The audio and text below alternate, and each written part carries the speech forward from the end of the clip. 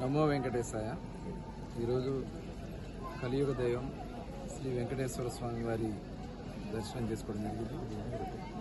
స్వామివారి ఆశీర్వాదాలు అందరికీ ఉండాలని, మరి తిరుపతి పవిత్రతని కాపాడటానికి గౌరవ ముఖ్యమంత్రి వర్యులు నారా చంద్రబాబు నాయుడు గారు మరి చేసినటువంటి కృషి ఇక్కడ అడుగడుగునా కనపడతా ఉంది. చాలా పవిత్రత, అలాగే ఒక ఆధ్యాత్మికమైనటువంటి ప్రదేశంగా అద్భుతంగా కనపడతా ఉంది. మరి రేపు అమరావతిలో కూడా శ్రీనివాస కళ్యాణం కార్యక్రమాన్ని పెద్ద ఎత్తున నిర్వహిస్తూ ఉన్నారు.